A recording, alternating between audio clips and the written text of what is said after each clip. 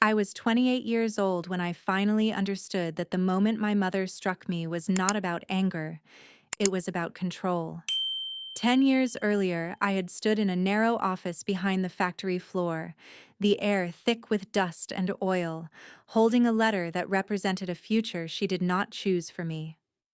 Her hand came across my face so fast I barely saw it move, only felt the sting bloom and the room tilt sideways.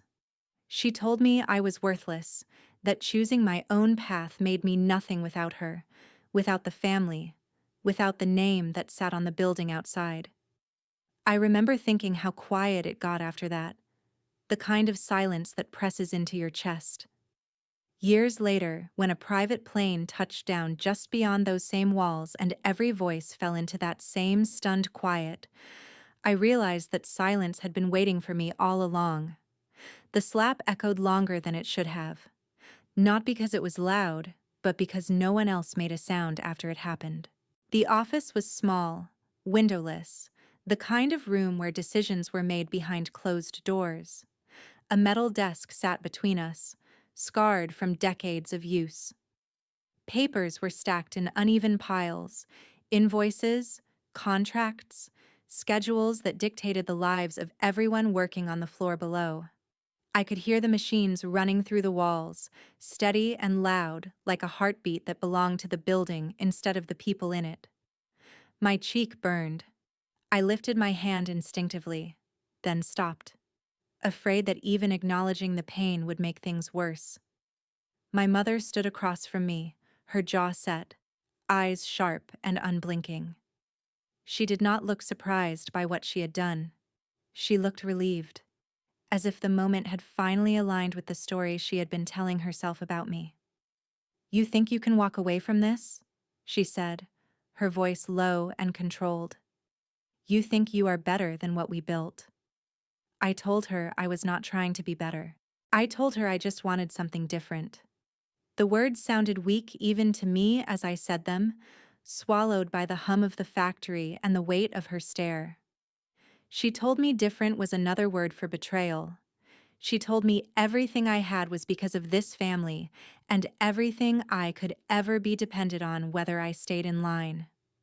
Her voice did not rise. That was what scared me most.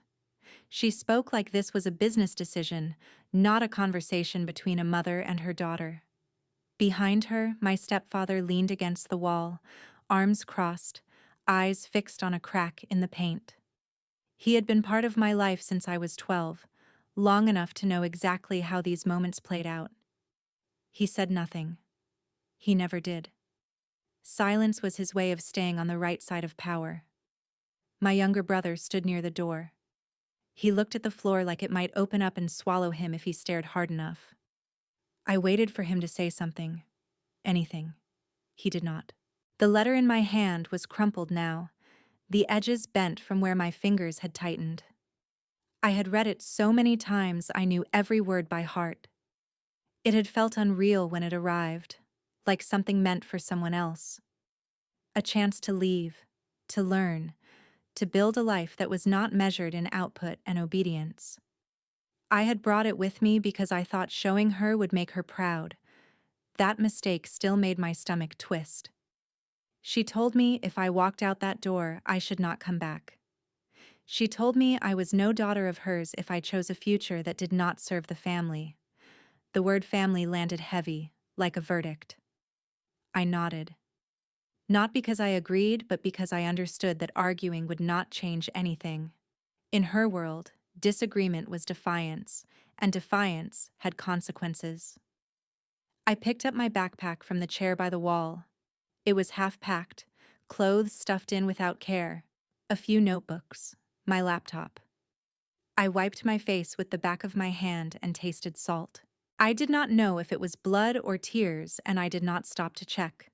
When I opened the door, the noise from the factory rushed in, loud and sudden. The smell of almonds and machinery filled my lungs. Workers moved along the line without looking up. To them, it was just another day. I walked past the sorting tables, past the loading bay, past the sign with our name painted in bold letters above the entrance. The sun outside was brutal, bright and unforgiving. It felt like stepping into a different life, without warning. I did not turn around. The first thing that hit me once I reached the road was how empty everything felt. Not quiet, exactly, but hollow. Like something essential had been removed, and the space it left behind was echoing. I kept walking because stopping meant thinking, and thinking meant admitting that I had nowhere to go. Cars passed me without slowing. The town looked the same as it always had, familiar and suddenly foreign. Every street held memories I was not ready to touch. I did not want to run into anyone who might ask questions I could not answer. I headed away from the factory, away from the house, away from anything that might pull me back. By the time the sun started to sink, my legs ached and my head throbbed. I found a spot near a closed storefront and sat on the curb, pulling my knees up to my chest. I checked my phone even though I knew there would be nothing there. No missed calls, no messages telling me this had all been a test or a misunderstanding. The truth settled slowly, like dust after a long drive. I had been cut off. Not just emotionally, but financially, socially, completely.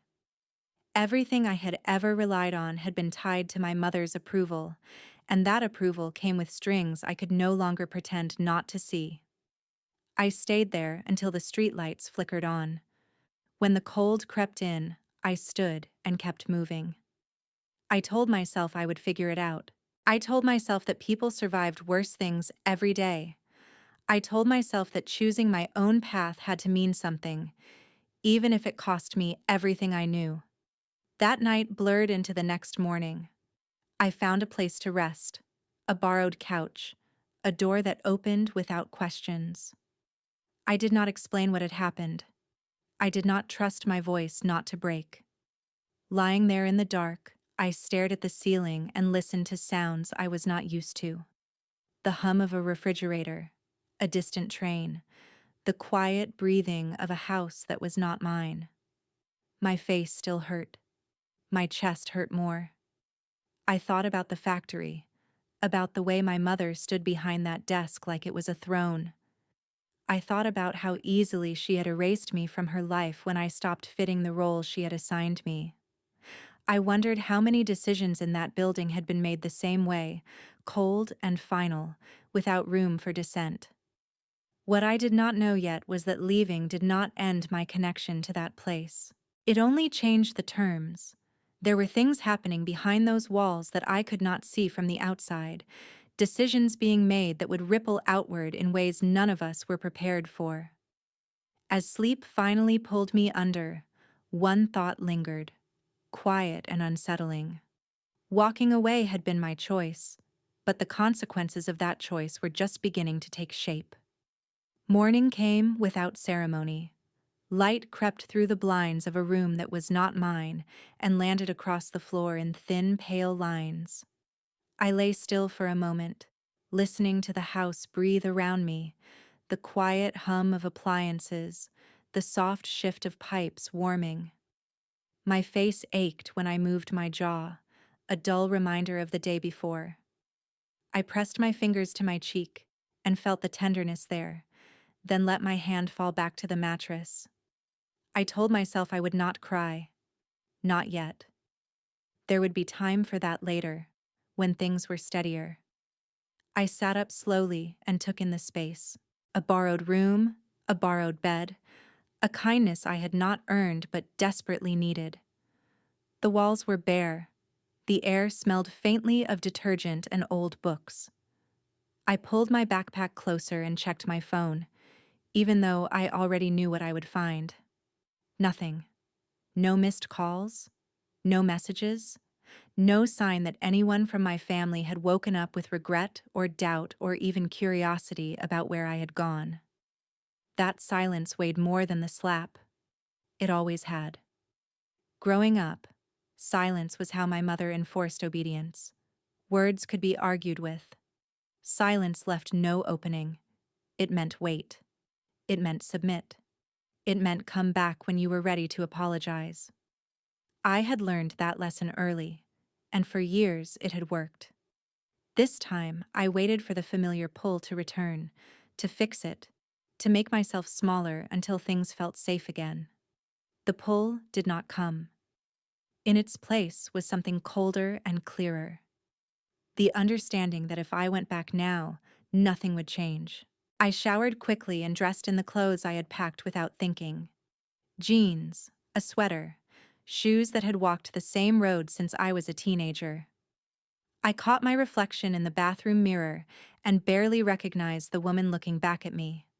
She looked older than I felt, tired in a way that sleep could not fix. I straightened my shoulders and practiced a neutral expression, the one I had perfected at home: calm, capable, unbothered. In the kitchen, my friend moved quietly, careful not to ask questions. She offered coffee and a piece of toast.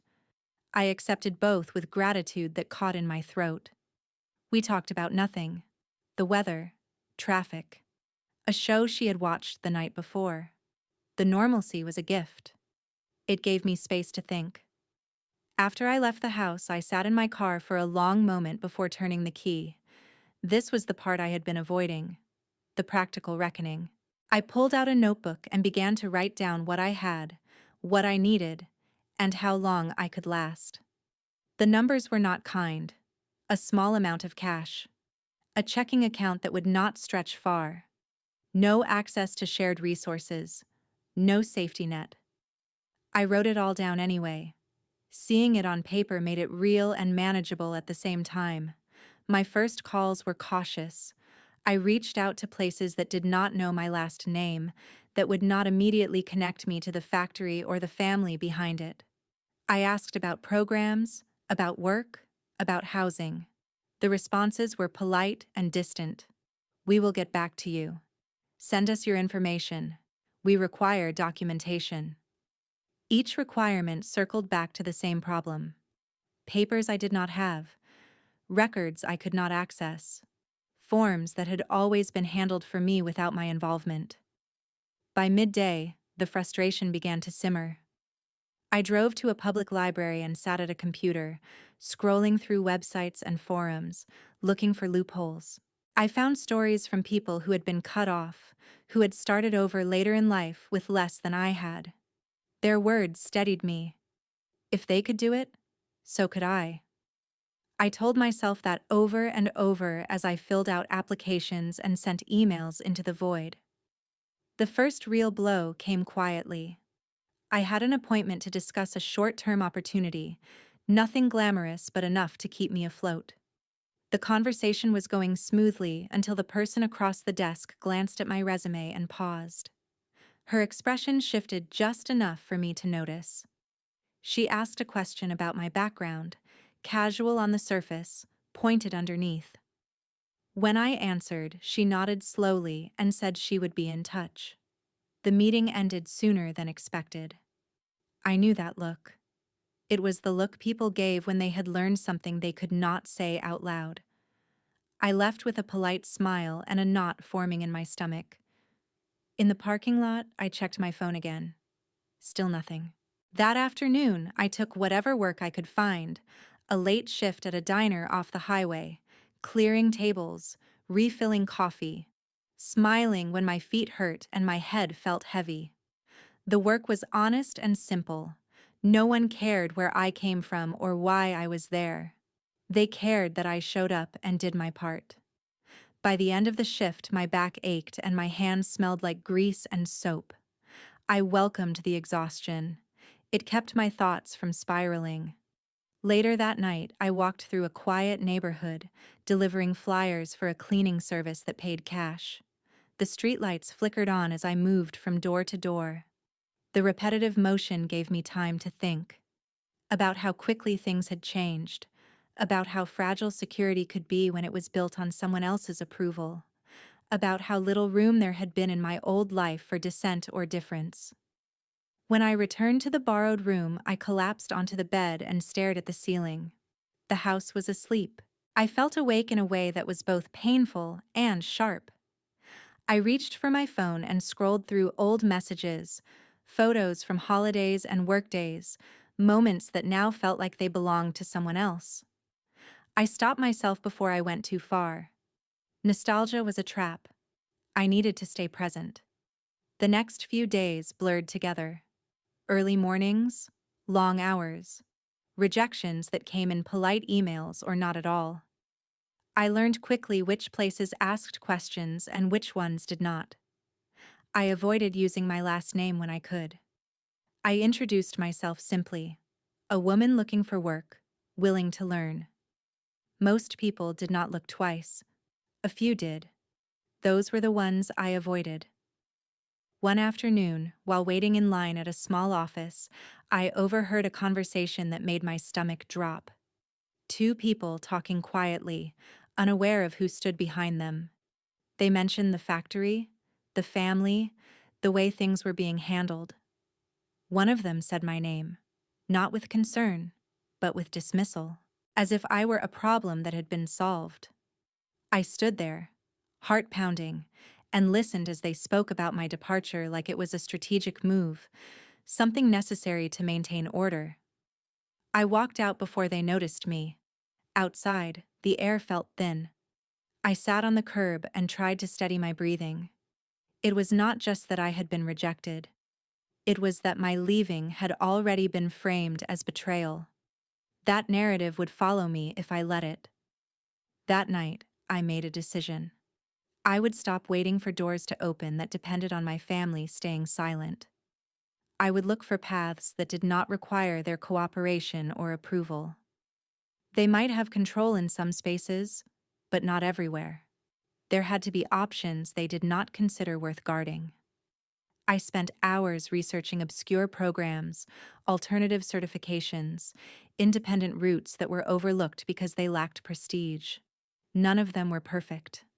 All of them required sacrifice. One stood out because it asked for effort rather than pedigree. I bookmarked it and closed my laptop, my mind racing with possibility and fear. As I lay down to sleep, my body finally gave in to exhaustion. The ache in my muscles grounded me. I thought about the woman I had been a week ago, standing in that office, hoping to be seen. I thought about the woman I was becoming, someone who would have to build her life piece by piece without a map. The silence from my family continued, heavy and deliberate. This time, I let it be. I understood now that silence could be a weapon, but it could also be an opening.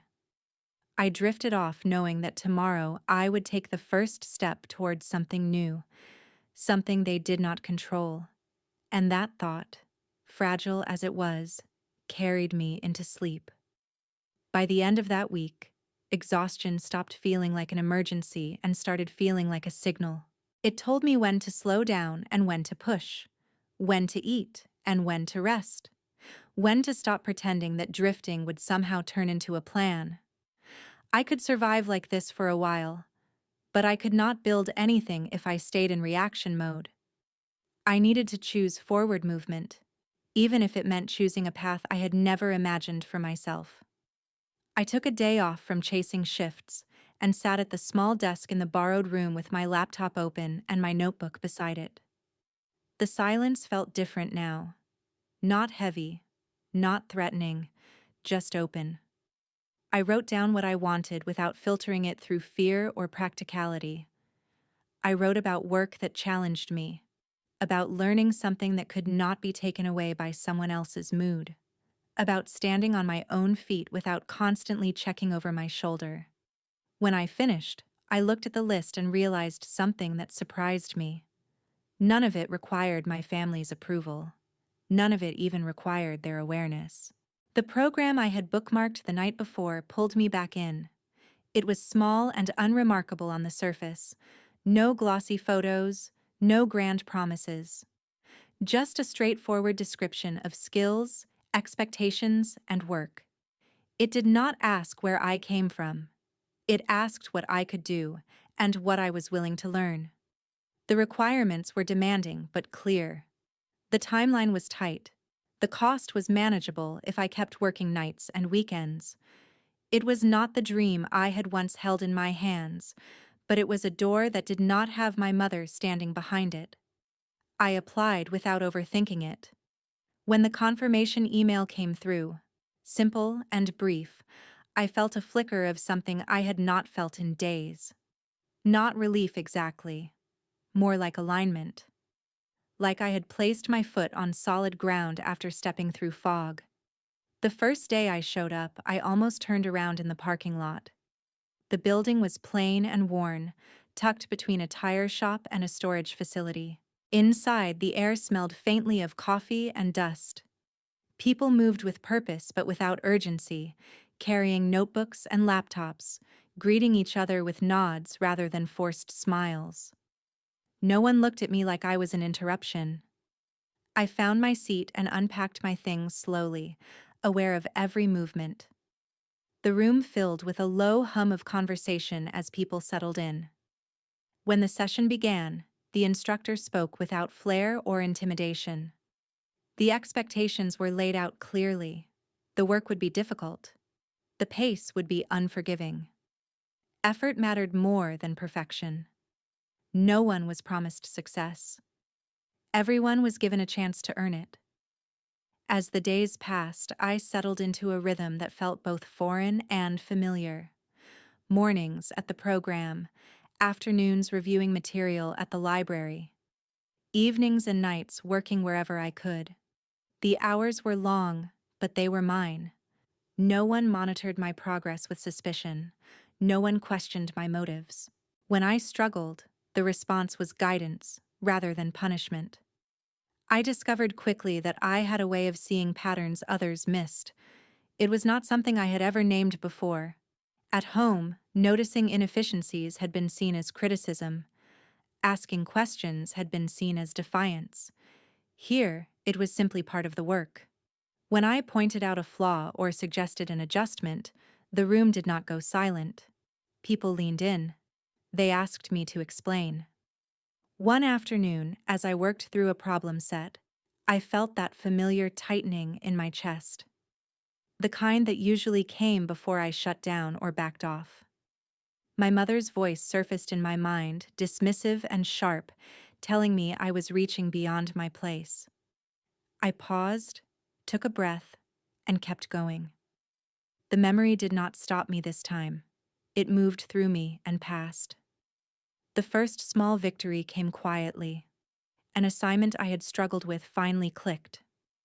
When the feedback came back, it was brief and direct. Strong work, clear thinking. Keep pushing.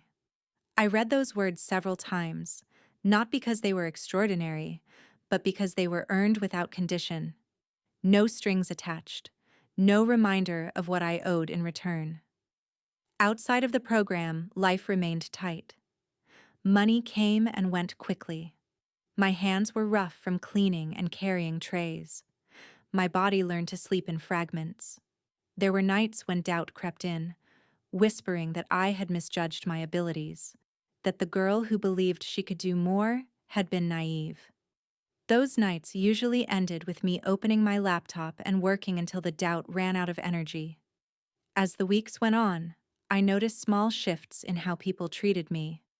Not admiration, not attention, just trust. Someone asked for my input without hesitation. Another asked if I wanted to collaborate on a practice project. These moments built on each other, quiet and steady, until I realized I was no longer waiting to be discovered. I was simply showing up and doing the work. Still, something felt off. Not enough to alarm me, but enough to keep me alert. A question here that hinted at knowledge I had not shared. A delay there that did not have a clear explanation. I told myself it was paranoia born of stress. Maybe it was. Or maybe I had learned, the hard way, to listen when my instincts spoke up. One evening, after a particularly long shift, I sat in my car outside the diner and stared at the steering wheel. My phone buzzed with a message from the program, reminding us of an upcoming opportunity. A competitive project that would stretch our skills and put our work in front of people who mattered. Participation was optional. The commitment was intense. The potential payoff was significant. I felt the familiar mix of excitement and fear. Visibility had a cost. Success had a way of drawing attention, and attention had consequences. I thought about the conversations I had overheard, the way my name had been used without me in the room. I thought about how easily narratives could be shaped by those with power. I closed my eyes and pictured the life I was building. Not the one I had lost, not the one I had been promised, but the one taking shape now, slowly and deliberately. I understood then that staying small would not protect me. It would only delay the inevitable. I signed up for the project before I could talk myself out of it. When the confirmation came through, I let out a breath I did not realize I had been holding. The road ahead would be harder, more demanding, more exposed, but it would be mine. That night, as I lay down to sleep, the ache in my body felt purposeful. I thought about how far I had come in such a short time, and how much further there was to go. I did not know yet who would notice or when. I only knew that I was done hiding, and that the next step would change the shape of everything that followed. The routine settled in faster than I expected. Days began early, not with urgency, but with intention. I woke before the alarm most mornings, my body already trained by necessity, and moved through the quiet hours with a focus that felt new. The program demanded structure, and I gave it willingly. There was something grounding about knowing where I needed to be and what was expected of me, without the constant fear of being watched for the wrong reasons. I learned the building by heart, the creak in the stairs near the back, the way the light slanted through the narrow windows in the late afternoon, the spot by the vending machines where conversations paused and resumed depending on who walked by. It was not impressive, but it was honest. No one pretended it was more than it was. That honesty felt like relief. A few weeks in, I noticed a man who seemed to notice everything without announcing it. He was older than most of us, calm in a way that came from experience rather than authority. He did not hover. He did not praise.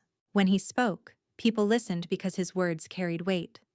I learned his name in passing and filed it away, unsure whether he would ever matter to me. The first time he addressed me directly, it was almost an afterthought. He stopped by my desk, glanced at my screen, and nodded once. He said I approached problems differently, not better, just differently, and that difference could be useful if I learned to refine it. Then he walked away without waiting for a response. I sat there for a moment, unsure whether I had been evaluated or warned. Over the next few days, he assigned me work that pushed my limits, tasks that required precision and speed, problems that did not have clean answers. When I made mistakes, he did not correct me immediately. He asked questions instead. What were you trying to achieve? Why did you choose that path? What would you change if you had more time? The process was uncomfortable. It forced me to articulate decisions I had learned to make instinctively.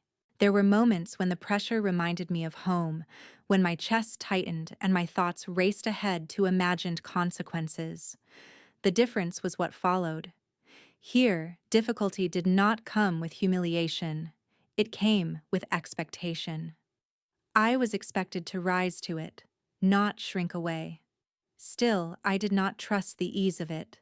Experience had taught me that support often came with conditions, and I watched closely for signs of the strings attached. The man noticed my caution. One afternoon, as we reviewed a project together, he asked where I had learned to anticipate failure so thoroughly. The question was casual, but it landed with precision.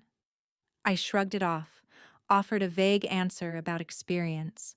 He accepted it without pressing, but his eyes lingered a second longer than necessary. That small moment stayed with me. I wondered how much he knew, and how much he could guess. I reminded myself that this was not my family's world. People here did not trade in personal histories the same way, or so I hoped. The work intensified as the weeks passed. Deadlines overlapped. Expectations rose. I found myself staying late more often, the quiet of the building stretching around me as others filtered out. In those hours, I felt most myself. Focused, capable, free from performance. I learned to trust my instincts again, to follow a problem until it resolved instead of abandoning it at the first sign of conflict. One evening, I noticed something that unsettled me. A decision had been made to move forward with a solution that cut corners in ways I did not like. It was not illegal. It was not even uncommon. It was simply expedient. When I raised a concern, carefully and without accusation, the response was pragmatic. We do what we need to survive. The implication was clear. Idealism was a luxury. The words echoed something I had heard before, spoken in a different room by a different authority. Back then, survival had been used to justify cruelty. Here, it justified compromise. I nodded and returned to my work, my mind restless. I understood the logic. I also understood where it could lead.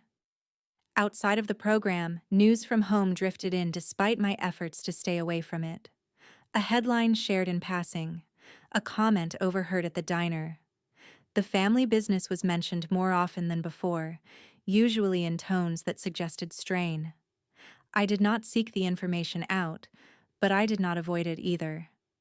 Part of me wanted to understand what was happening, not because I planned to intervene, but because knowledge had always been my way of staying safe. One night, as I walked to my car after a late session, the mentor stopped beside me. He commented on the pace I was keeping and warned me about burnout. His concern felt genuine, not transactional. Then he asked, almost casually, whether I planned to stay long-term. The question carried more weight than it seemed. I answered honestly. I said I planned to stay as long as I was learning. He nodded, satisfied, and said that learning required discernment as much as effort. I asked what he meant. He said that not every door that opened should be walked through without question.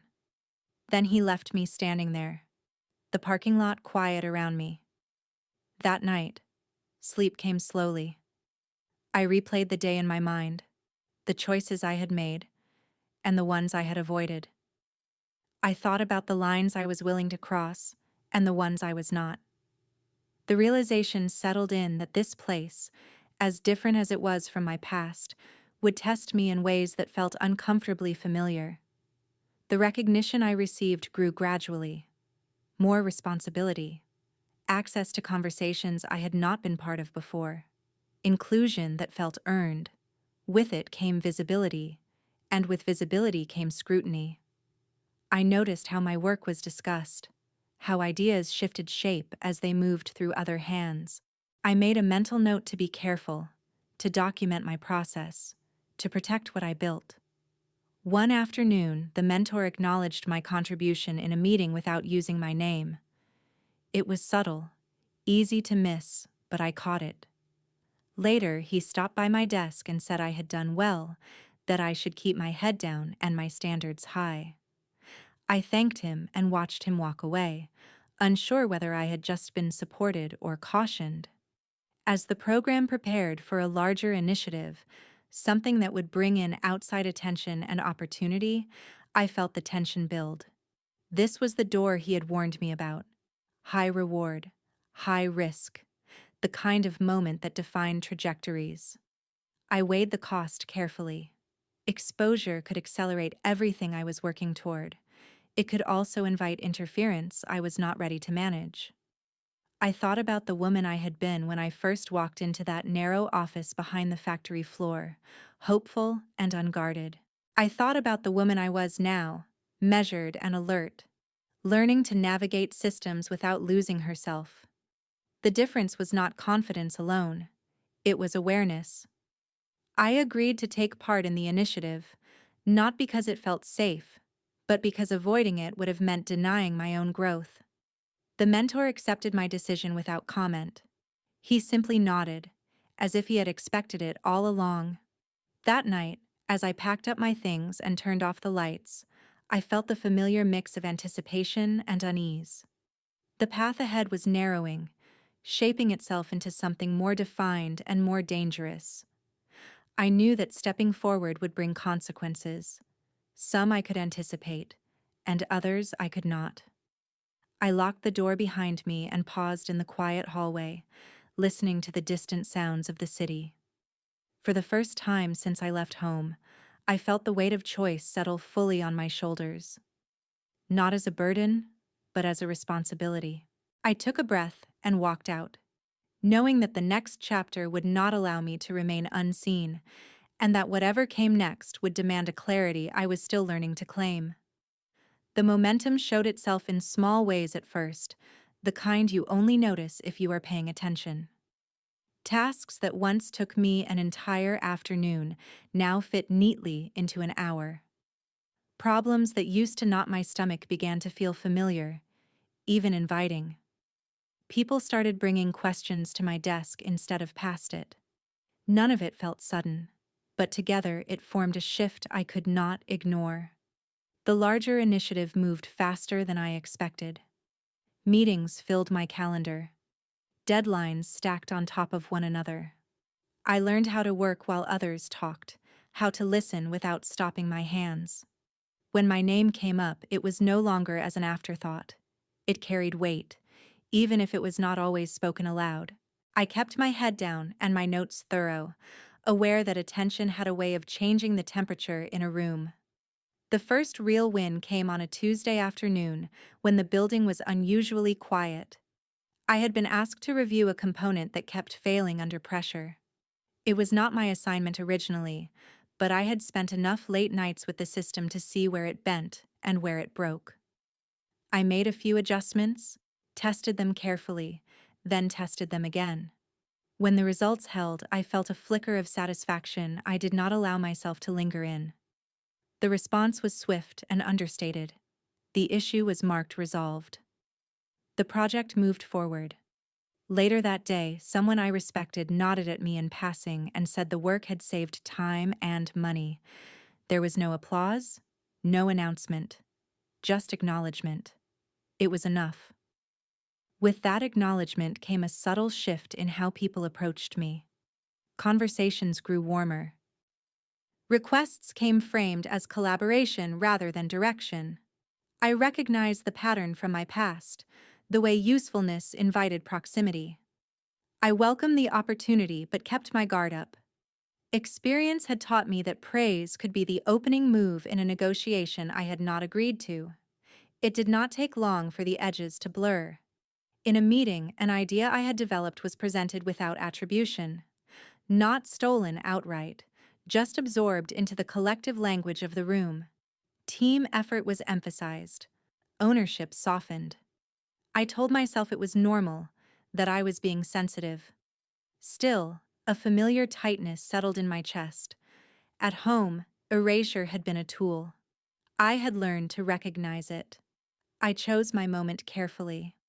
After the meeting, I approached the mentor and asked a question framed around clarity.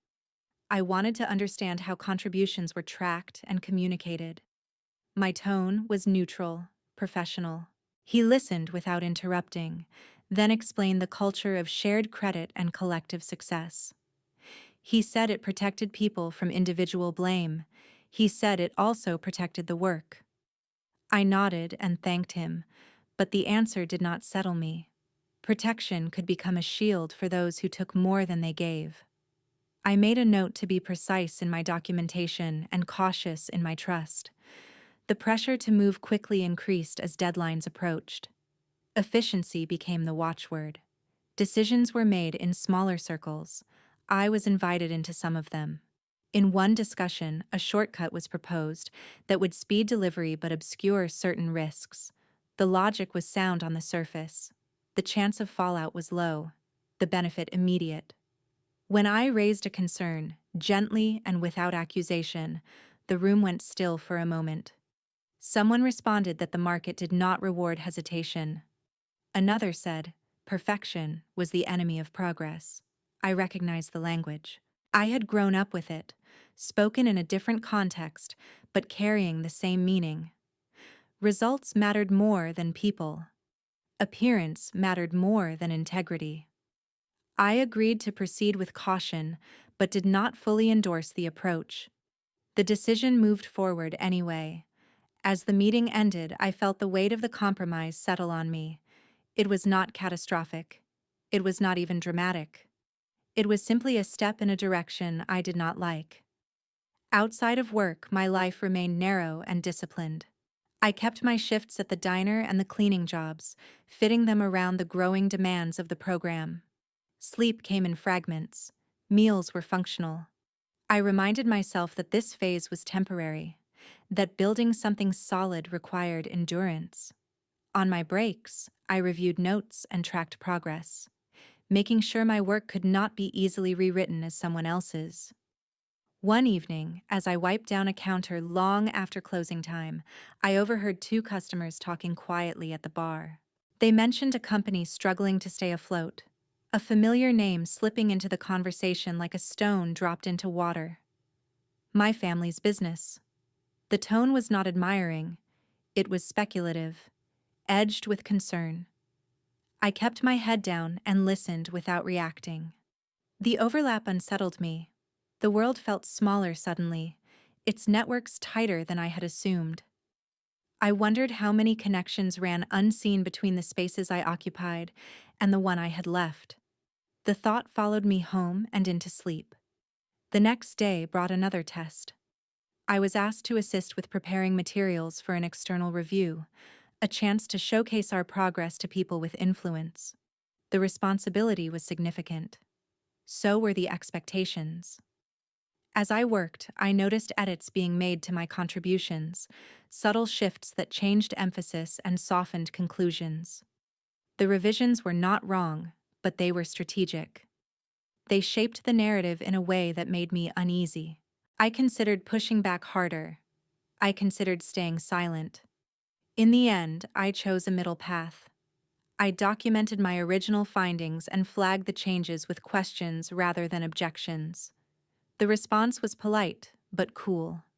I sensed the distance immediately, the way warmth could recede without explanation. That distance confirmed what I already knew. Integrity carried a cost. Standing up, even quietly, altered how you were seen. I did not regret it, but I did not underestimate it either. The larger opportunity arrived wrapped in opportunity and expectation, a role with visibility, access to decision-makers, the chance to shape outcomes rather than react to them. It was presented as a vote of confidence.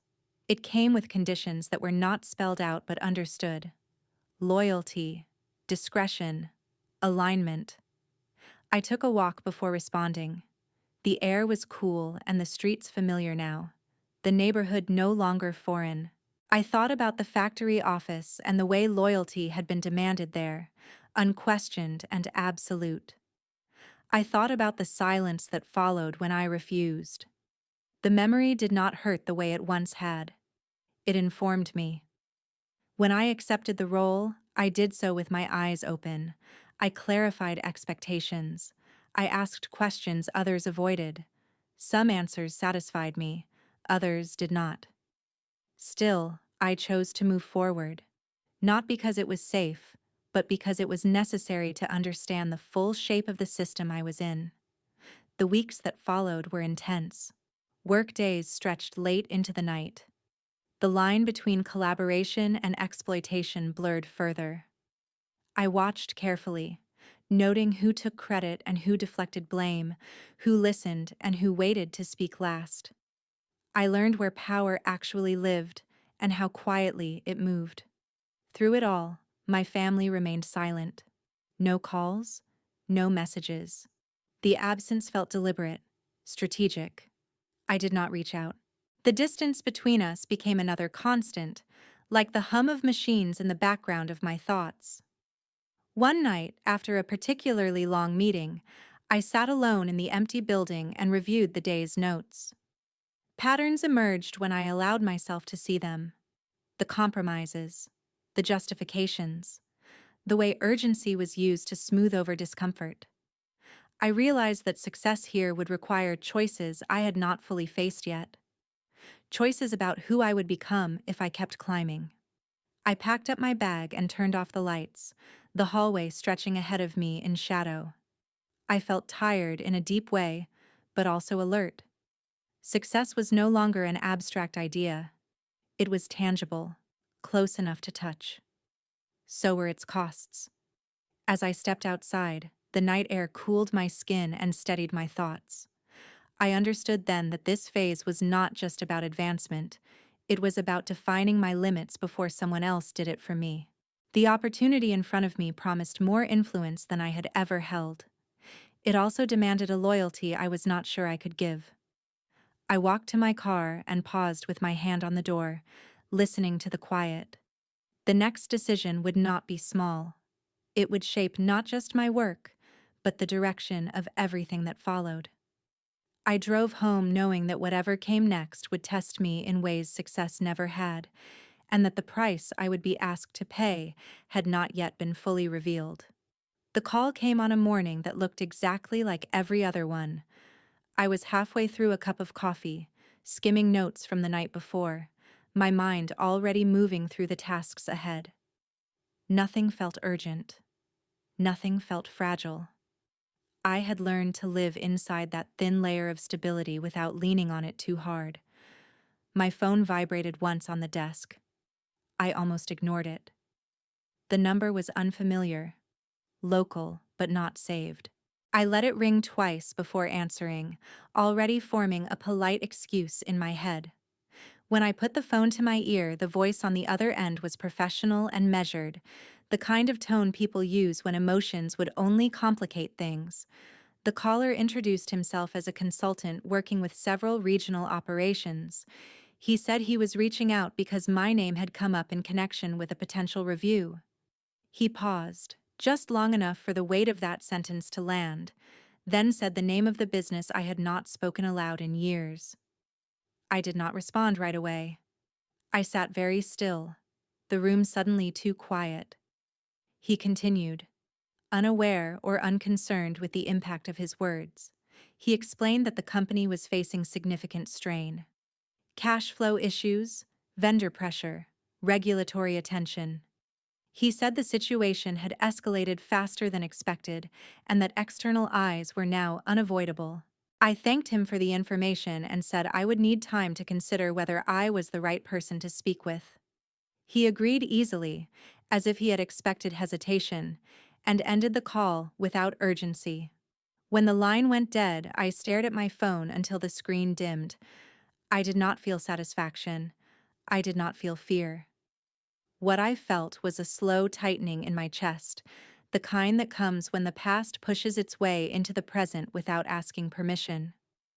I went through the motions of the morning on autopilot. Shower, dress, drive. The city moved around me like it always did, indifferent and loud. Inside, everything had shifted. I realized how carefully I had built distance from that world, how deliberately I had avoided learning what became of it after I left.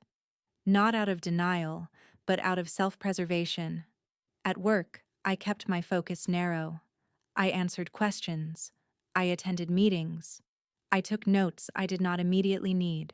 The call replayed itself in the background of my thoughts, every detail sharpening with repetition. The phrasing, the pauses, the way my name had been used. Not as family, but as leverage. During a break, I stepped outside and sat on the low concrete wall near the parking lot. The air smelled like dust and heat. I tried to identify what unsettled me most. It was not that the business was in trouble. That outcome had always been possible. It was the way the information had reached me, stripped of emotion and obligation, as if the years between had collapsed into a single transaction.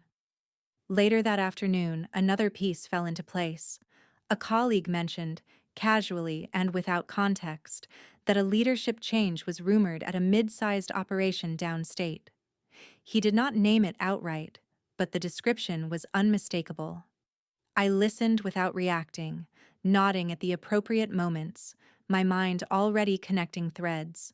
By the time I drove home, the decision not to decide felt heavier than making one. I parked and sat in the car with the engine off, the ticking sound loud in the quiet.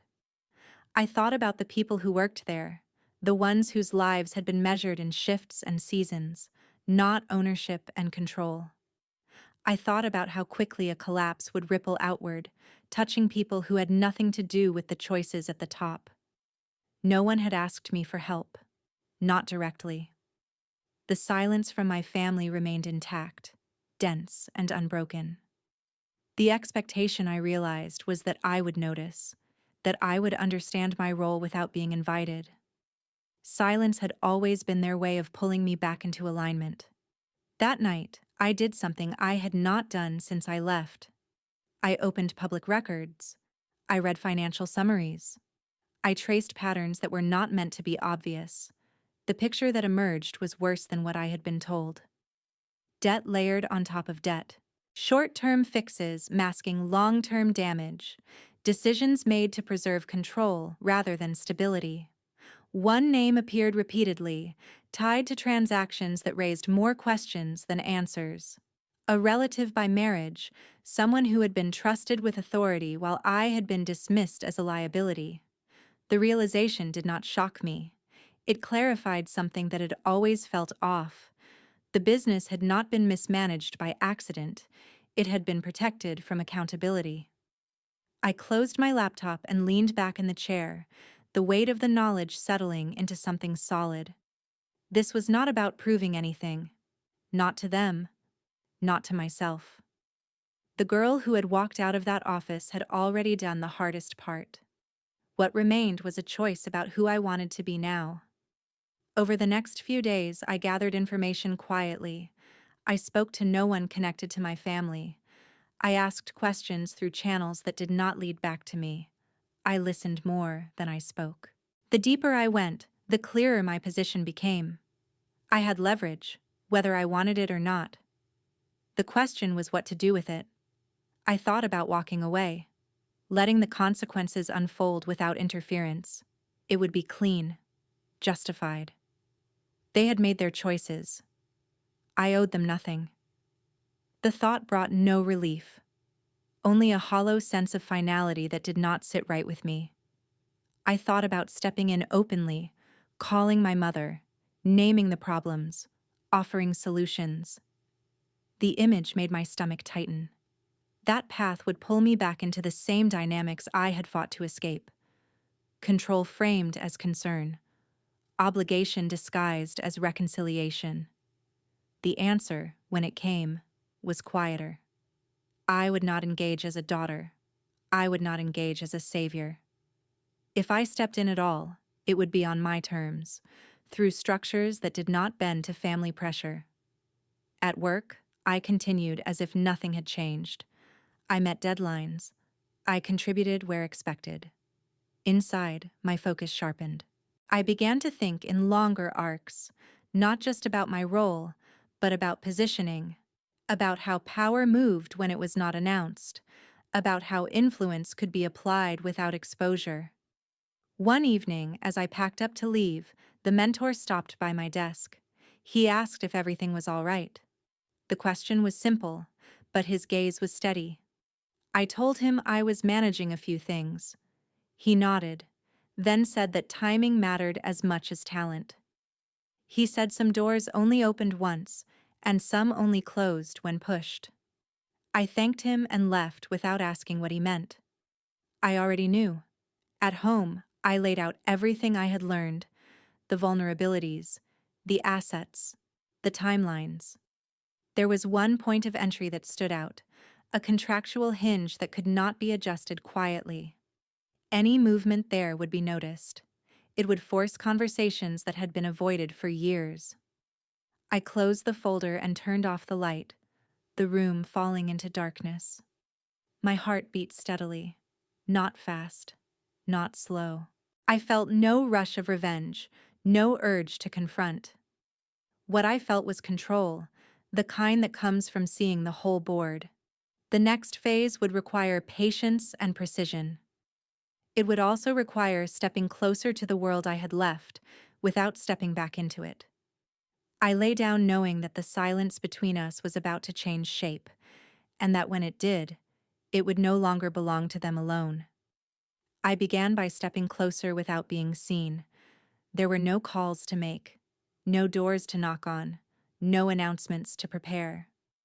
I approached the situation the same way I had learned to approach complex work, quietly, methodically, with an eye for structure rather than drama.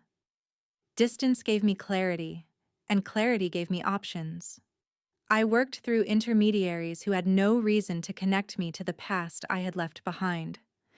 Advisors who spoke in numbers and risk assessments. Firms that treated interest as curiosity, not intent. Requests went out framed as routine due diligence, the kind that happened every day in industries built on pressure and timing.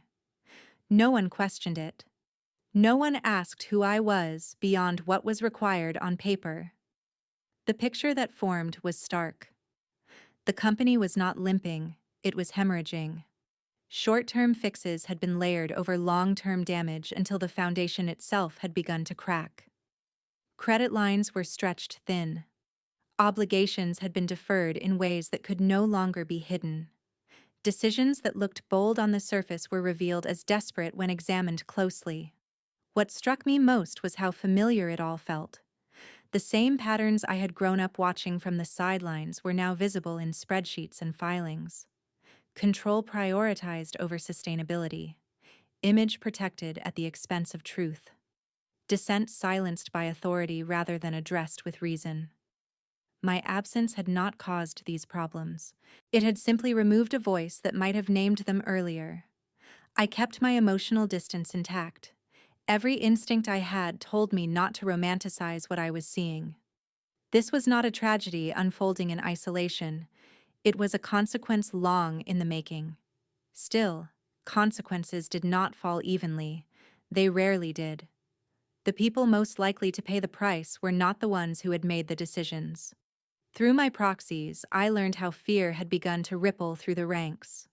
Workers worried about hours. Suppliers tightened terms. Longtime partners grew cautious. Leadership responded the way it always had, by pulling control closer, by limiting information, by treating transparency as weakness. From the outside, the pattern was obvious. From the inside, it was probably suffocating. Updates about my mother filtered through indirectly. Her name appeared in communications marked urgent and confidential. Her posture, according to those who observed it, had shifted. Where she had once commanded with certainty, she now managed with tension. Meetings ran longer. Decisions stalled. The authority she relied on began to fray at the edges. I felt no rush of satisfaction. Distance had done its work. What I felt instead was a calm resolve, the kind that comes when you know exactly where you stand. This was not about reclaiming a place. It was about understanding leverage. There was one point in the structure that mattered more than the rest, a hinge buried in contractual language that tied several obligations together. If it moved, everything else would follow. It was not something that could be adjusted quietly. Any attention there would ripple outward, forcing conversations that had been postponed for years. I tested the waters with a limited move, a question raised through a firm with no emotional investment. A request for clarification that required documentation rather than explanation. The response came quickly, edged with concern. Meetings were scheduled. Advisors were pulled in. The atmosphere shifted from guarded to alert. Inside the company, confusion followed. Leadership scrambled to understand where the pressure was coming from. Speculation filled the gaps left by incomplete information. I watched the reactions with professional detachment, noting how quickly defensiveness replaced strategy. The force they felt was real, but its source remained unclear. That anonymity was my advantage. I did not need to rush. Each step confirmed what I already suspected. They were unprepared for scrutiny that did not bend to authority. Their usual tools did not work when the question was not who, but how. At the same time, I made sure to understand the human cost. I asked my intermediaries about workforce stability, about contingency plans, about the likelihood of layoffs if certain thresholds were crossed. The answers were cautious but honest. A collapse would not be clean. It would spread outward, touching people who had no voice in the decisions that led there. That knowledge sharpened my intent. Any action I took would need to separate accountability from destruction, justice from cruelty. I had lived long enough under the weight of someone else's power to know how easily it could be misused. As the pressure mounted, signs of suspicion began to surface. Leadership questioned whether the interest was coordinated. Names were floated. Outside influence was discussed in hushed tones. Still, my name did not appear. That silence felt different from the one I had grown up with. This silence was uncertainty, not punishment. I continued my work as if nothing had changed. My days remained full, my focus intact. At night, I reviewed updates and adjusted timelines. The distance between who I was and where I had come from felt measured now, not raw. I was no longer reacting. I was planning. One evening, as I closed my laptop, I realized how thoroughly the roles had reversed. Once, my future had been decided in a small office behind a factory floor, without my consent. Now, the fate of that same enterprise was shifting in response to questions I had authorized, without my presence required. The symmetry did not make me smile. It grounded me. The next move would require visibility. There was no way around it. The hinge I intended to move could not be touched anonymously. It would force a meeting, a reckoning, a recognition of authority that could not be dismissed as rumor or misunderstanding. I considered the timing carefully. Not too early, not too late. I prepared quietly. Documents assembled. Positions clarified. Travel arranged without fanfare. I chose not to inform anyone who might leak intention through anxiety or misplaced loyalty. Control, I had learned, was maintained through restraint. The night before the next step, I slept deeply. No dreams of the past. No rehearsed confrontations. Just rest. When I woke, my thoughts were clear and unburdened. Whatever came next would change how they saw me, but it would not change who I was. As I stepped into the day, I understood that anonymity was about to end. The silence that had protected me would soon give way to recognition, and recognition would demand composure rather than reaction. I moved forward knowing that the moment I revealed myself would not be an appeal for understanding, but a statement of position, and that once made, it could not be taken back. The first sign that the ground was shifting came through someone else's tension. I noticed it in the clipped emails, the sudden urgency where there had once been delay, the way meetings multiplied without clarity. When pressure becomes visible, it means control is slipping.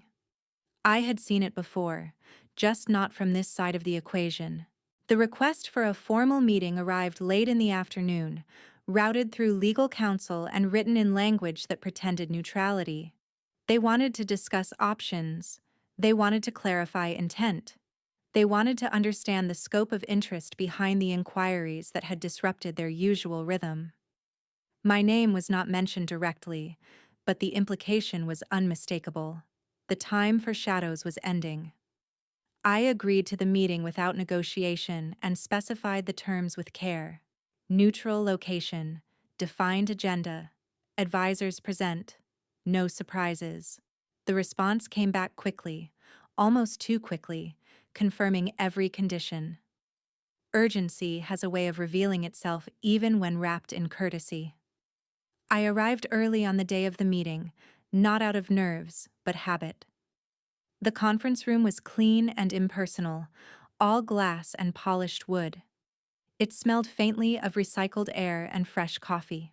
I set my folder on the table and took a seat that allowed me to see everyone as they entered. Control of space matters more than people admit.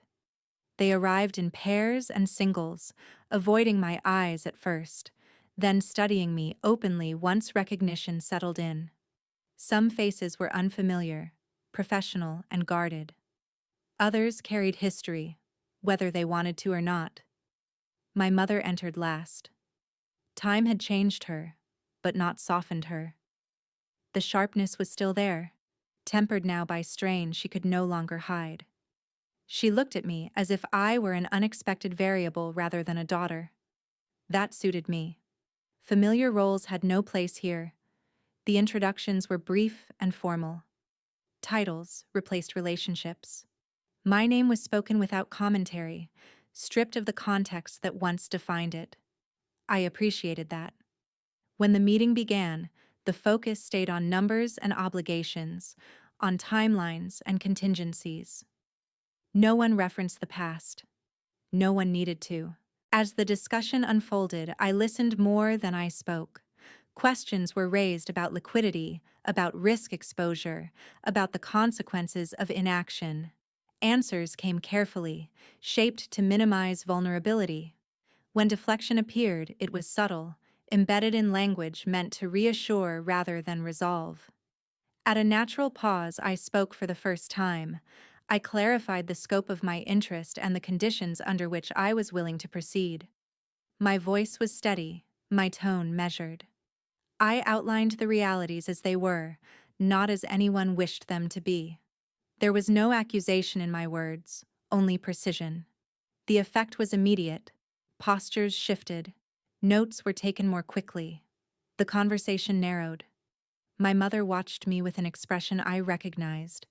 Not anger, not disbelief, but calculation. She was reassessing the balance of power in real time. When she finally spoke, it was to question my authority, framed as concern. She referenced experience and legacy, the weight of history.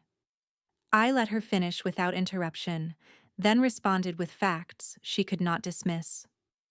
Ownership structures, contractual obligations, the leverage created by deferred decisions. Each point landed cleanly, without emotion. The room grew quiet, not tense, but attentive. This was no longer a discussion about whether intervention was needed. It was about how and by whom. I did not address my mother directly again.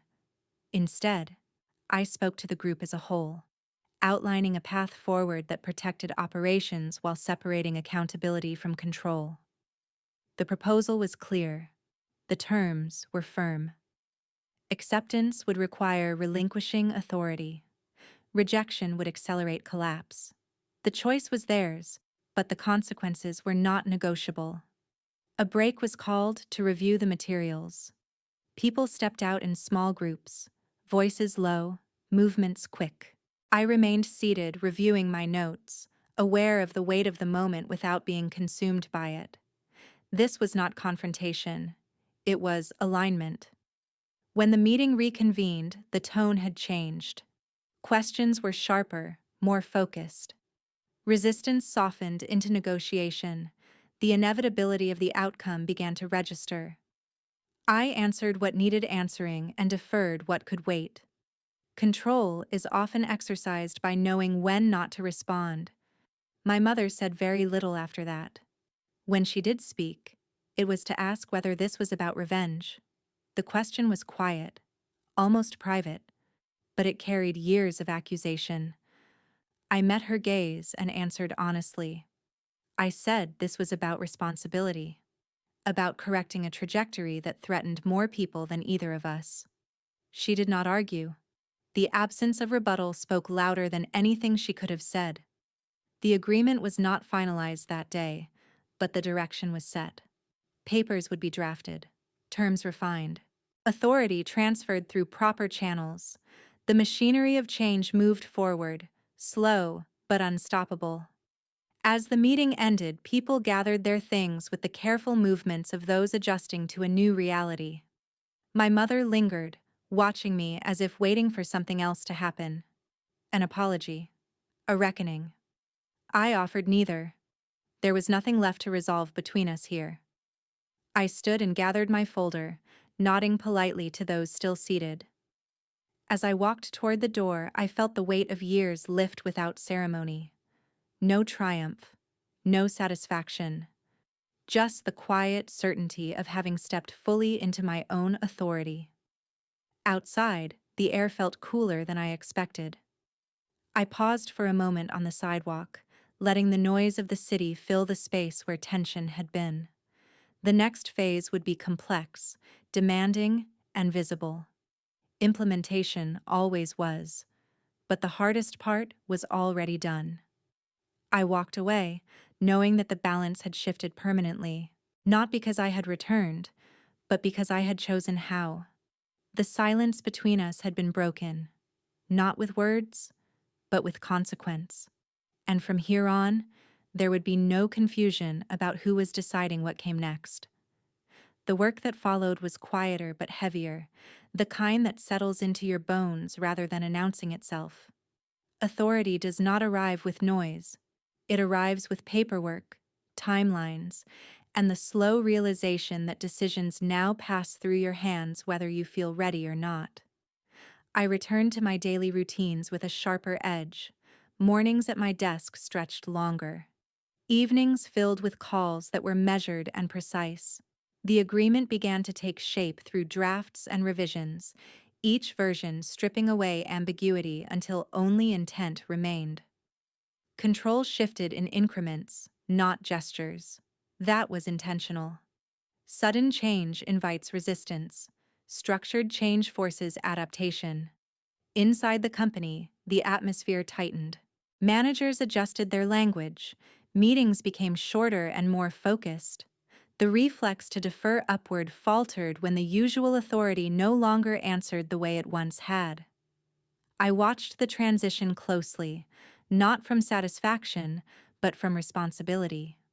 Stability mattered more than victory. The first visible consequence arrived when an internal review halted a project that had been draining resources quietly for years. The decision was framed as strategic, but everyone understood what it meant. Shortcuts were no longer protected.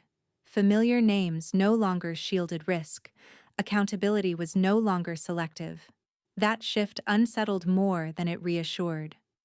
People who had thrived in ambiguity struggled under clarity. Others, the ones who had kept their heads down and their work clean, began to step forward. Patterns revealed themselves quickly when pressure changed direction. I spent more time on the ground than anyone expected, walking the facility, speaking with supervisors, listening without interruption. I did not introduce myself as anything other than what I was now responsible for. Titles create distance, presence builds trust. The workers responded cautiously at first, then with growing openness. They asked practical questions. They wanted to know whether their jobs were safe, whether their routines would change, whether the future would resemble the promises they had heard before. I answered what I could honestly and acknowledged what I could not. Credibility grows faster when you admit limits. My mother remained mostly silent. She attended required meetings and signed necessary documents, but her voice no longer shaped the room. The shift was subtle, but unmistakable. Power, once lost, does not announce its departure. It simply stops responding. There were moments when she looked at me as if expecting something else, a confrontation, a reckoning, a return to familiar roles. I offered none. The past had already been spoken into existence years ago. There was nothing new to say now. As weeks passed, resistance took new forms: delays, omissions, quiet non-compliance disguised as confusion. I addressed each instance with the same calm insistence: documentation, follow-up, consequence, not punishment, but correction. The message traveled faster than any announcement could. Outside the company, attention grew. Industry watchers noticed the changes. Suppliers adjusted their tone. Confidence returned cautiously, tested before extended. I fielded inquiries without spectacle.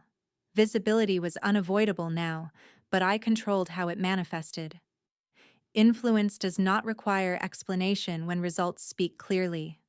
In the midst of it all, my own life shifted in ways I had not anticipated. The routines that once anchored me felt lighter, less urgent. I reduced my outside shifts gradually, replacing survival work with strategic focus. The exhaustion that had once defined my days softened into something more manageable. Purpose has a way of reorganizing energy. There were nights when I drove home late and sat in the car longer than necessary, letting the quiet settle. I thought about the distance between who I had been and who I was becoming. Not in terms of success, but in terms of agency. I no longer waited for permission. I no longer measured myself against someone else's expectations. The contrast sharpened when I received a message through an intermediary asking whether reconciliation was possible. The word felt out of place, as if applied to a situation that no longer existed. I declined to respond. Boundaries are not negotiations. They are decisions. At work, the mentor who had once watched me from a distance acknowledged the changes with a single comment. He said this was what leadership looked like when it was not driven by fear. Then he moved on. The validation mattered less than the accuracy. One afternoon, I found myself standing near the edge of the property, watching operations continue with a steadiness that had been missing before. Machines ran without frantic adjustment, schedules held, people moved with a confidence that came from knowing what was expected and why. It was not perfect, but it was honest. That mattered. The internal audit concluded with recommendations that would have been unthinkable months earlier. Divestments, restructuring, transparency measures that limited individual discretion. The board approved them without debate. Momentum, once established, resists reversal. The final transfer of authority was scheduled without ceremony. No announcement, no gathering, just signatures and filings that changed the legal reality beneath familiar routines. When it was done, the silence that followed felt different. Not empty, complete. I did not seek my mother out afterward. There was no need. Whatever understanding might exist between us would not be forged in this context. Power does not repair what control has broken. It only clarifies what remains. As I left the site that evening, I noticed how little it pulled at me emotionally. The land was the same, the buildings unchanged. What had shifted was my relationship to it. I was no longer bound by memory or obligation. I was simply present. Driving away, I considered what came next. Implementation would continue. Challenges would surface. Systems would need adjustment. None of that frightened me. Complexity never had. What mattered was that the foundation now supported the weight placed on it. Later that night, I reviewed a message from my legal team confirming the finalization of the structure. The words were precise and unemotional. Control established. Responsibilities defined. Risks mitigated. I closed the file and turned off the screen, feeling a quiet satisfaction that did not ask for recognition. The chapter that had begun with uncertainty was ending with clarity. Not the dramatic kind, the durable kind. I lay awake longer than usual, not from anxiety but from awareness. Life had shifted again, this time not by force but by choice. The next phase would ask different questions. Questions about scale, about direction, about how much of myself I was willing to invest now that survival was no longer the goal. As sleep finally settled in, I understood that the hardest work was not behind me. It was simply changing shape. And whatever came next would not be about proving my worth, but about deciding how to use it.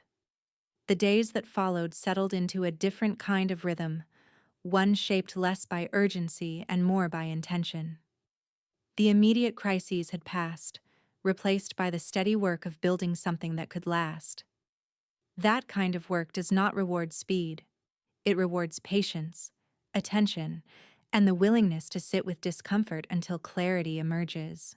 I spent more time thinking about the future than reacting to the present. Expansion was no longer theoretical. Opportunities presented themselves through conversations that began cautiously and ended with quiet confidence. Partners who once hesitated now asked questions that assumed stability rather than survival. The shift was subtle, but unmistakable. One opportunity stood out, not because it was flashy, but because it aligned with how my life had evolved. It involved mobility, efficiency, and the freedom to move without apology. The idea took shape slowly, tested against practicality and cost, weighed against necessity rather than desire. When the decision finally made itself, it felt less like a leap and more like a natural progression. The first time I stepped onto the small aircraft, the sensation surprised me. Not awe, not triumph, but familiarity. Control panels and quiet hums made sense to me in a way I had not expected. Systems spoke a language I understood. There was comfort in that. Independence does not always announce itself. Sometimes it feels like recognition. Learning to fly required discipline and humility. It demanded attention in a way few things had since my earliest days of rebuilding.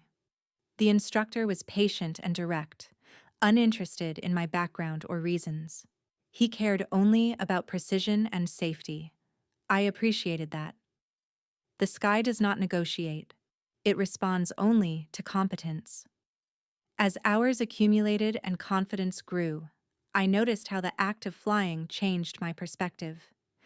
Distance rearranges priorities. From above, boundaries blur. What once felt heavy shrinks into proportion. The experience grounded me rather than lifting me away. It reminded me that control, real control, comes from understanding limits, not denying them. The aircraft became a tool, not a symbol. It allowed me to move between responsibilities without friction, to be present where I was needed without explanation. Time stretched differently. Days felt fuller, not longer. I no longer measured success by how much I endured, but by how deliberately I chose. News of my return reached the community before I arrived. Curiosity traveled faster than intent. By the time I touched down near the property, people were already watching, their expressions a mix of surprise and disbelief. I noticed the stillness first, the way conversations paused and resumed in hushed tones. Familiar ground does not always feel welcoming, even when you stand on it with authority. I stepped out calmly, dressed without flourish, carrying nothing that invited commentary. The air smelled the same, earth and machinery. Some things resist change. I nodded to those who acknowledged me and moved forward without hesitation. Presence does not require announcement. My mother was not there when I arrived. I did not expect her to be. Avoidance had become her preferred response to situations she could not control. Others approached cautiously, offering greetings that carried more curiosity than warmth. I returned them politely and kept moving. This was not a visit. It was a transition. The meeting that followed was procedural, focused on timelines and implementation.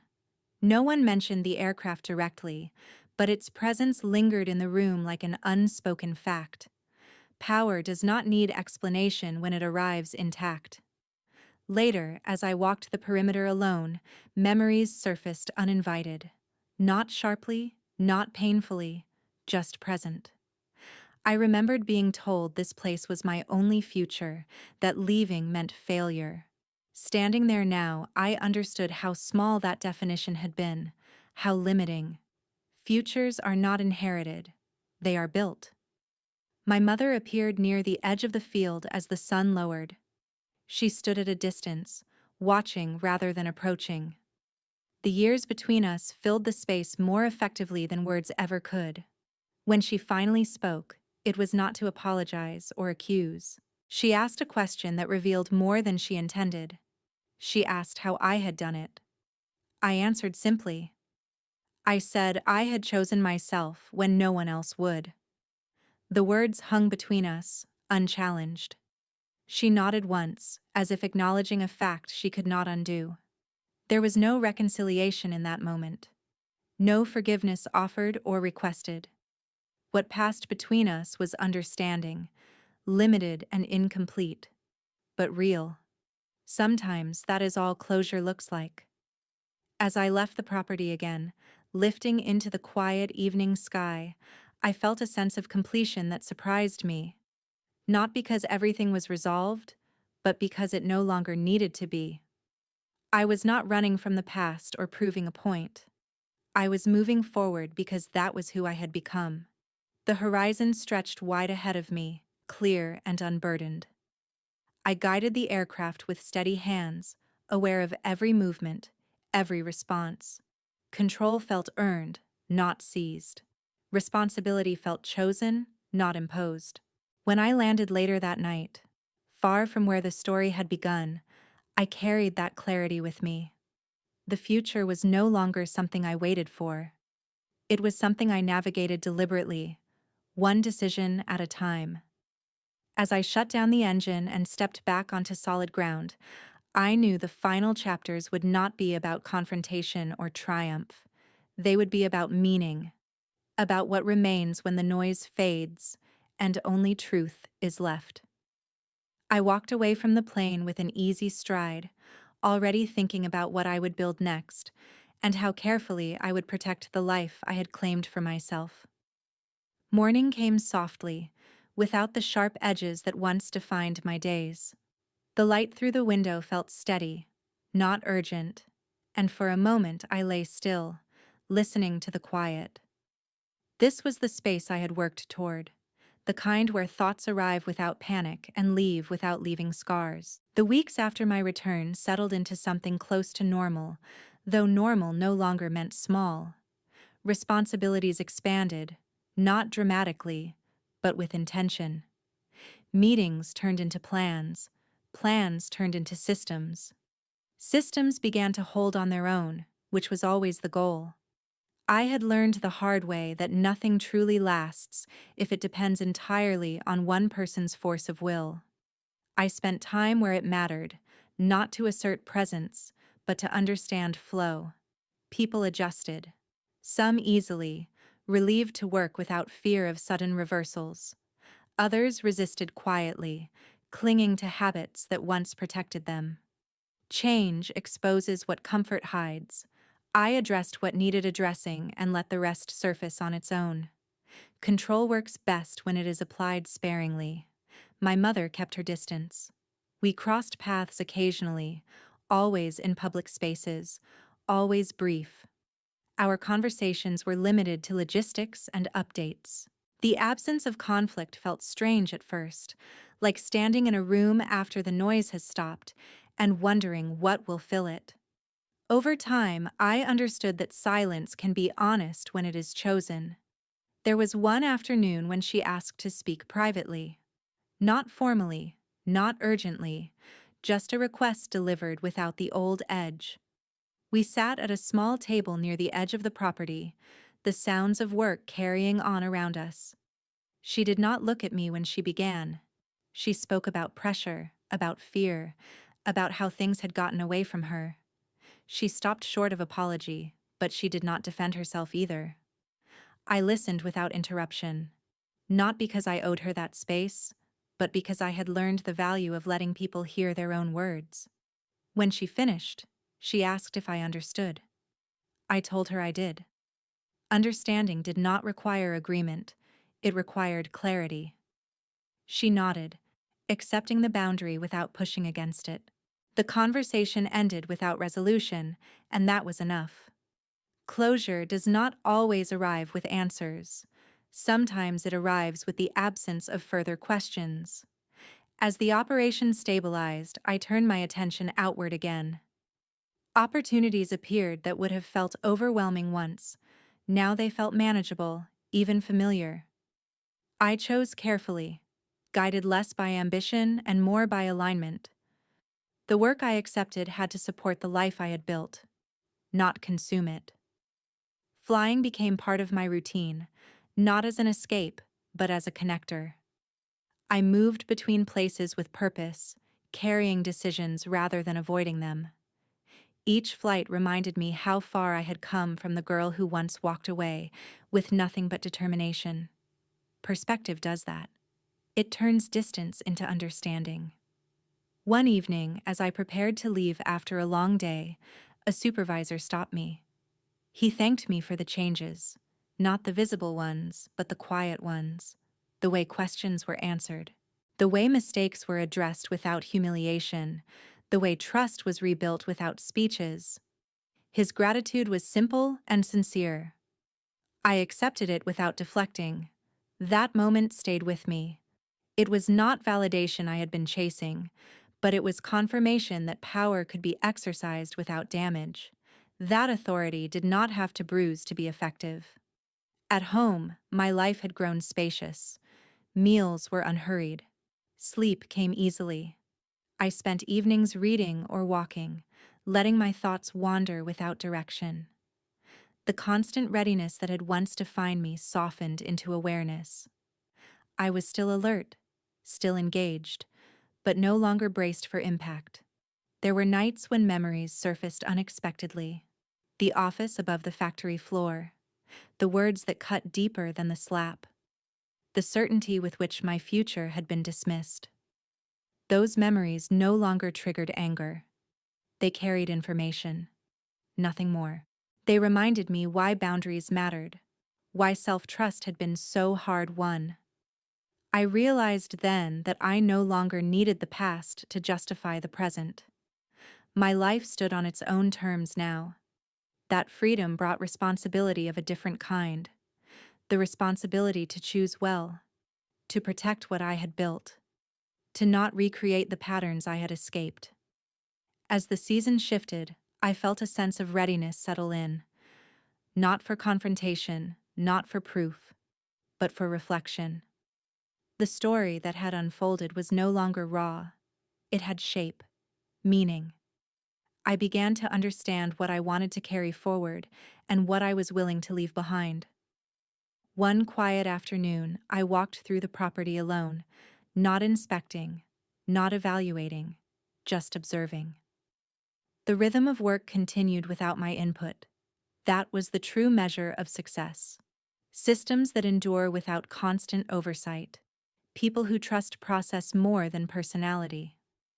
I paused near the edge of the field and looked out across the land. I felt no ownership in the way I once had been told to feel. What I felt was stewardship, care without possession, responsibility without entanglement.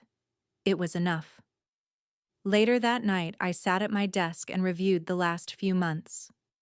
Not through reports or metrics, but through moments. Decisions made calmly, conversations held without fear, silence that no longer felt like punishment. The through line was clear. I had stopped seeking permission to exist as myself. That realization brought an unexpected tenderness. For the younger version of me who had endured uncertainty without language, for the woman I had become who learned to speak anyway. Growth does not erase pain, it contextualizes it. As I prepared for sleep, I thought about what I wanted the final chapter of this story to say. Not in words, but in presence. I wanted it to reflect steadiness, dignity, the quiet strength that comes from knowing you can walk away without losing yourself. The next day would bring its own demands, its own decisions. I was ready for them, not because I had hardened, but because I had softened in the right places.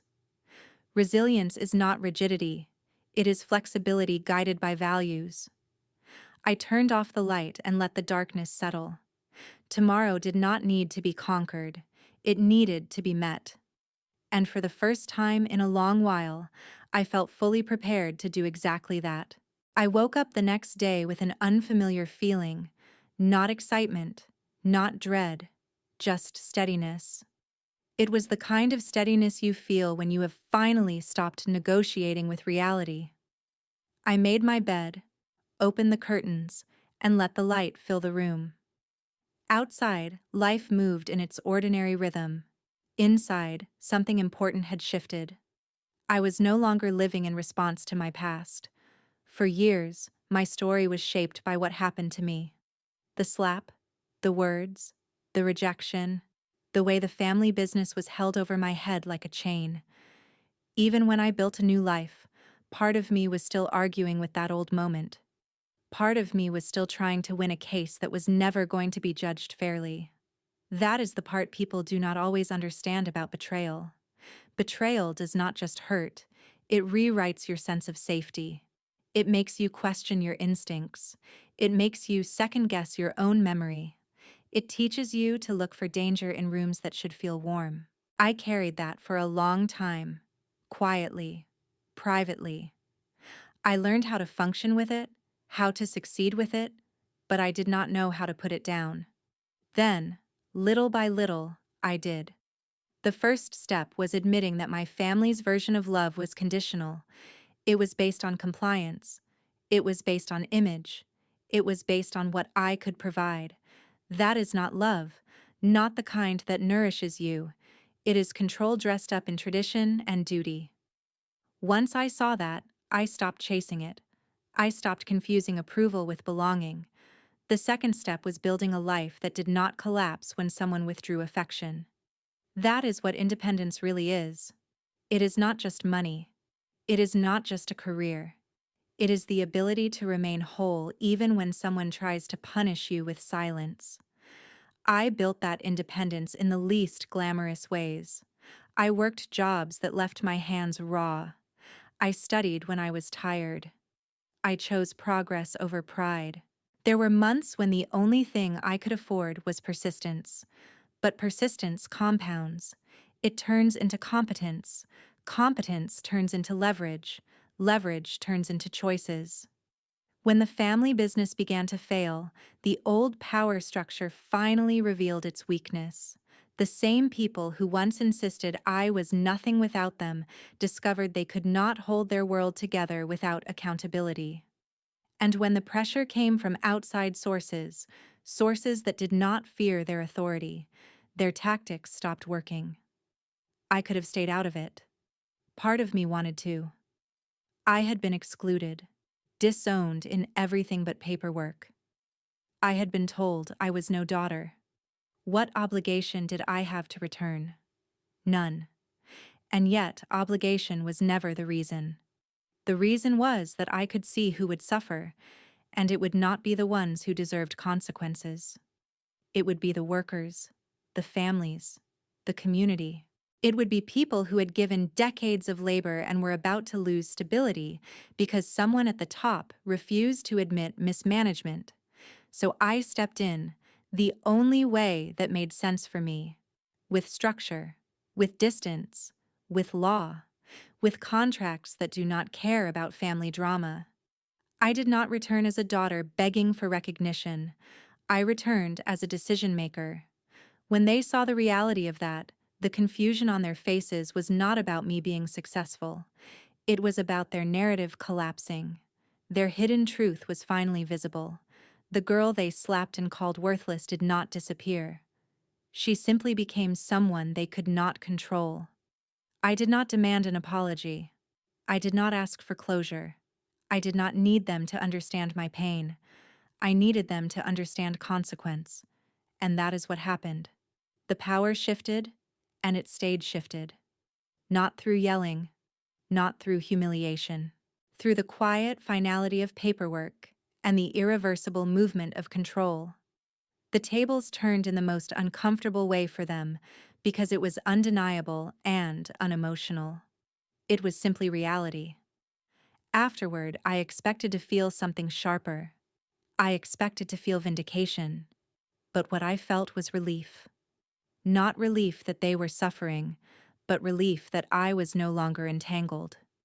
Relief that the story was no longer unfinished.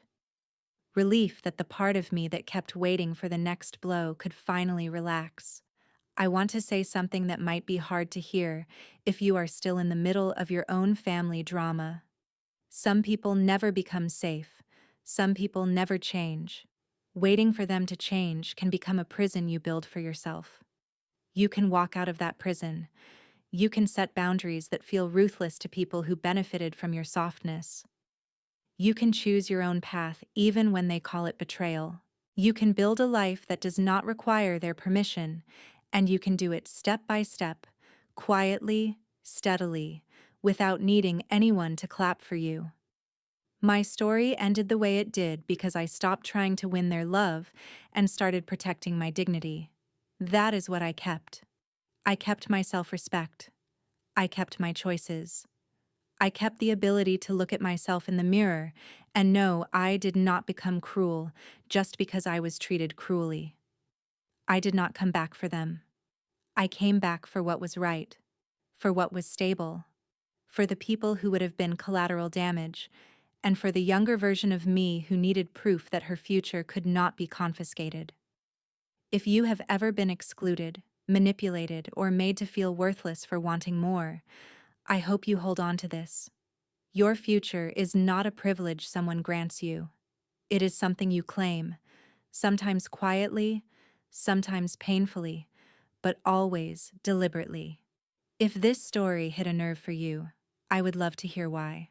Leave a comment and share what you relate to, or what line you wish you had drawn sooner in your own life. And if you want more real stories about betrayal, revenge that becomes justice, and karma that arrives without mercy but also without cruelty, like the video, subscribe, and stay here. There is more to come, and your support helps these stories reach the people who need them.